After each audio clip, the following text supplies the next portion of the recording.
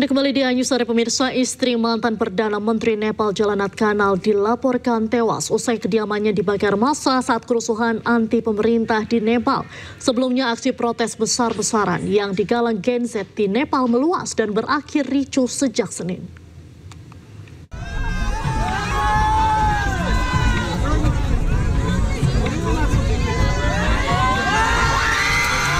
Aksi protes besar-besaran yang digalang Gen Z di Nepal mengguncang Kathmandu dan sejumlah kota lain di Nepal sejak Senin.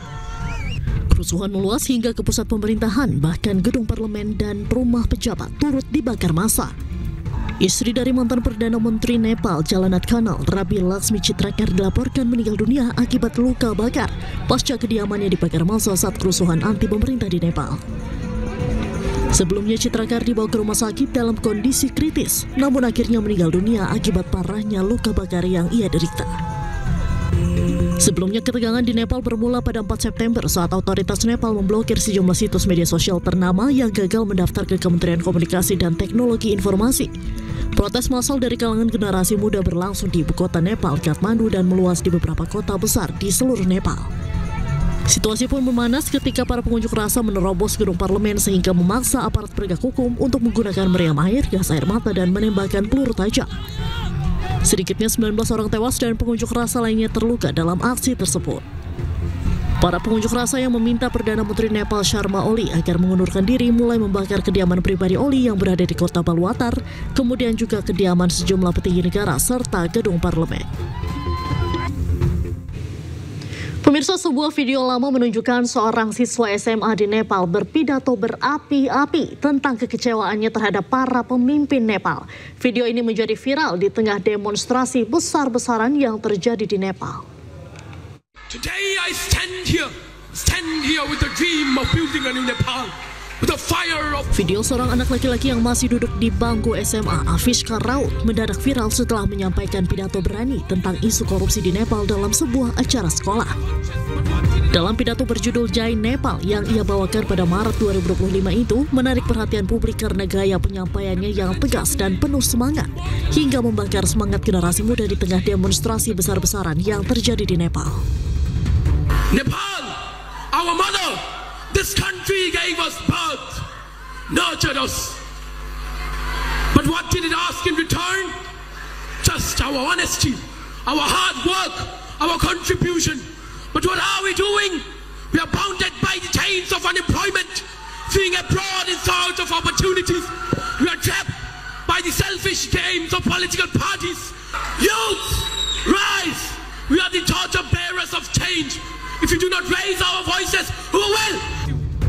Tak hanya menyoroti praktik korupsi, ia juga berbicara soal pengangguran dan penderitaan anak-anak muda yang terpaksa meninggalkan Nepal demi mencari nafkah di negara lain karena pemerintah gagal memberikan kemakmuran.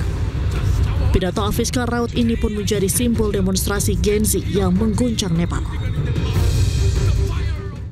Sedikitnya 19 orang tewas dan ratusan lainnya terluka saat bentrokan antara pengunjuk rasa dan polisi di Kathmandu, Nepal. Selain karena maraknya korupsi, demo dipicu keputusan pemerintah memblokir semua platform media sosial yang berujung pengunduran diri Perdana Menteri Sharma Oli.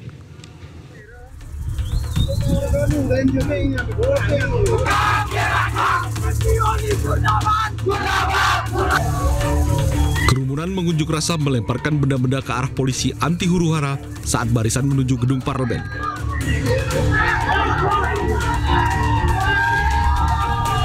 Ketegangan meningkat setelah para demonstran menerobos masuk ke gedung parlemen Nepal. Sementara polisi merespon dengan meriam air, gas air mata, dan peluru tajam saat massa berusaha memanjat pagar gedung parlemen.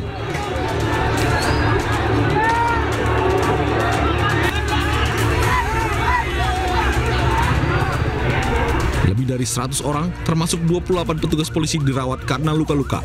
Sementara beberapa pengunjuk rasa mengangkut korban luka ke rumah sakit dengan sepeda motor.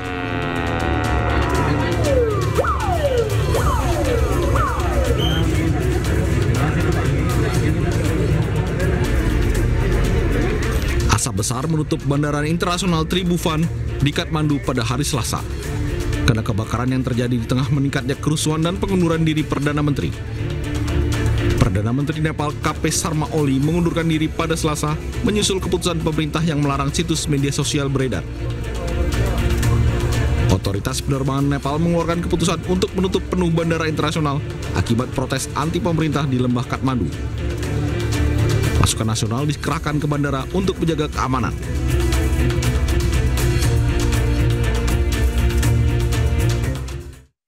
Aksi protes besar-besaran yang digalang Gen Z di Nepal mengguncang Kathmandu dan sejumlah kota lain di Nepal sejak Senin.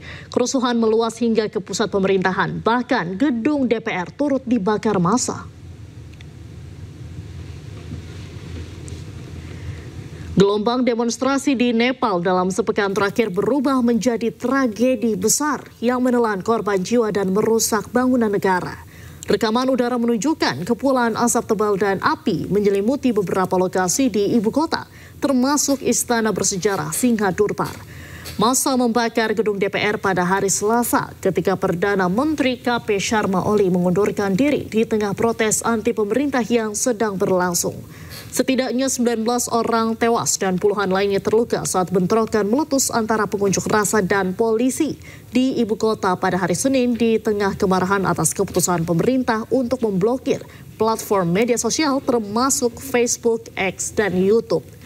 Ketegangan meningkat setelah para demonstran menerobos masuk ke gedung DPR Nepal dan polisi merespons dengan meriam air, gas air mata, peluru tajam, dan perluasan zona jam malam untuk meredam kerusuhan.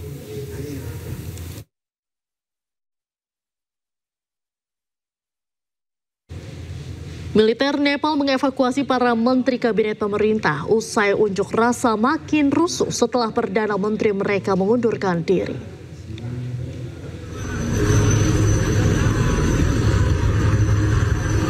Kathmandu Post melaporkan helikopter militer Nepal mulai mengevakuasi para menteri dari rumah dinas mereka di kawasan Baisepati.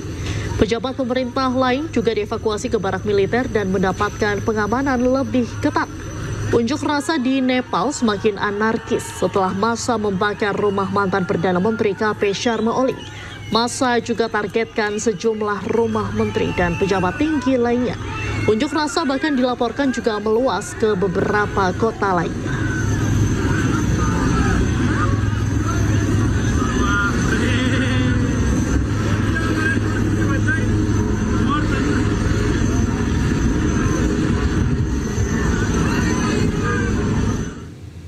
Menanggapi perkembangan situasi dan kondisi keamanan terkini di Nepal, KBRI Dhaka mengimbau agar WNI di Nepal melakukan langkah-langkah antisipasi.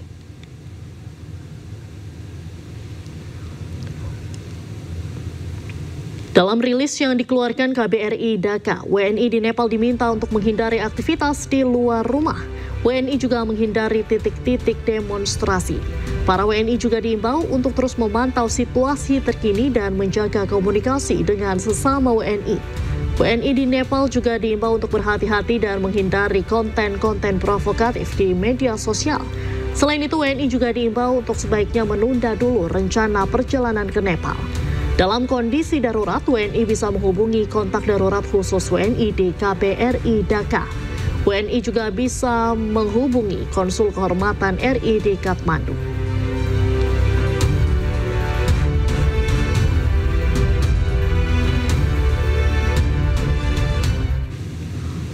Beralih ke informasi lain, pemirsa, serangan udara Israel menghantam ibu kota Qatar, Doha. Serangan menargetkan para pejabat senior Hamas yang berkumpul untuk membahas proposal gencatan senjata Amerika Serikat terbaru untuk Gaza.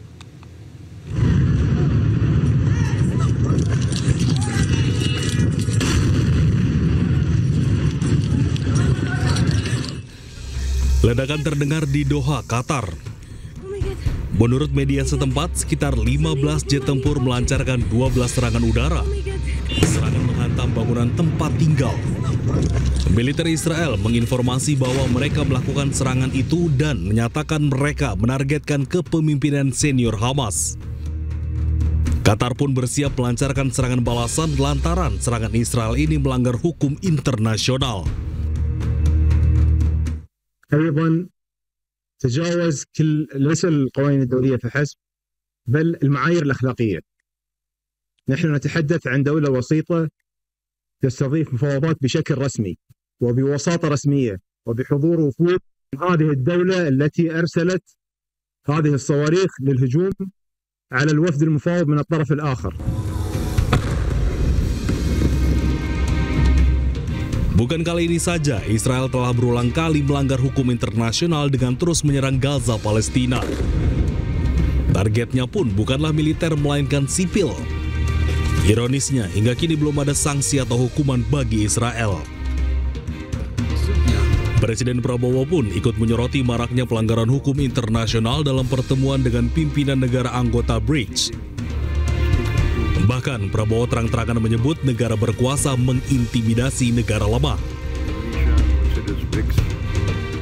In this present world of uncertainty, of double and even triple standards, where international law is being daily ignored, where might makes right, where little countries with less power are being intimidated, threatened, bullied, where trade and finance become weapon.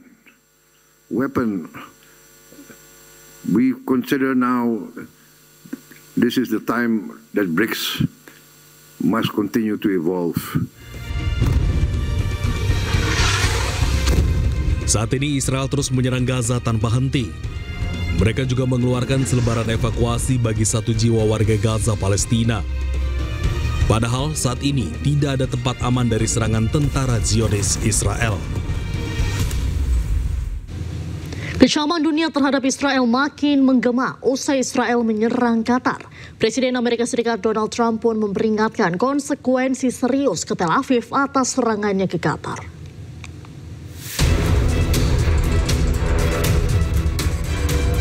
Presiden Amerika Serikat Donald Trump mengaku tidak senang dengan serangan Israel yang menargetkan para petinggi kelompok Hamas di Qatar pada Selasa waktu setempat. Trump mengatakan serangan yang menewaskan sejumlah anggota Hamas itu berpotensi membuat perundingan gencatan senjata berada di jalur yang tidak pasti. Sebelumnya Trump juga menegaskan keputusan Israel menyerang Doha dibuat sendiri oleh Perdana Menteri Israel Benjamin Netanyahu tanpa ada campur tangan Amerika Serikat. I'm never surprised by anything, especially when it comes to the Middle East. I would tell you this, I was very unhappy about it, very unhappy about every aspect, and we got to get the hostages back. But I was very unhappy about the way that went down.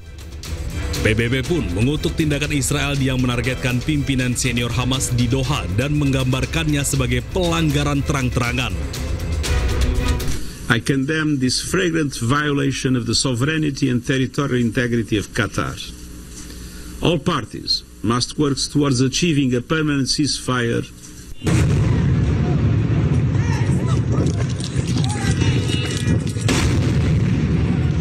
Sebelumnya, serangan udara Israel menghantam ibu kota Qatar, Doha, pada hari Selasa waktu setempat.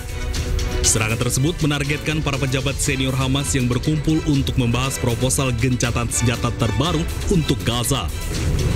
Beberapa ledakan pun terdengar di seluruh kota dengan asap terlihat mengepul di atas distrik Qatar. Oh my God! Israel terus menyerang Gaza tanpa henti. Situasi di jalur Gaza pun diperkirakan akan semakin memanas seiring makin intensifnya operasi militer yang dilakukan Israel.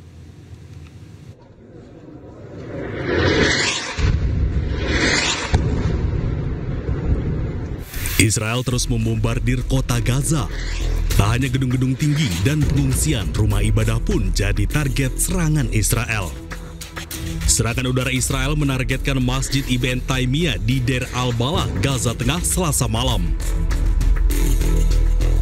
Pesawat nirawak Israel juga menargetkan menara dan Masjid Yafa di Deir al-Balah, Gaza Tengah pada Rabu pagi. Sementara itu, pada Selasa tengah malam, Israel kembali meluncurkan serangan udara yang menargetkan tenda-tenda pengungsi di lingkungan Al-Maliyah di barat daya kota Gaza. Tercatat sejumlah warga sipil yang mengungsi meninggal dunia dan terluka, termasuk juga anak-anak. Dua kursi menteri kosong usai Budi Gunawan dan Dito Aryo Tejo resmi dicopot dari jabatannya masing-masing. Informasi selengkapnya kami hadirkan usai jeda. Tetaplah di Eko Sore.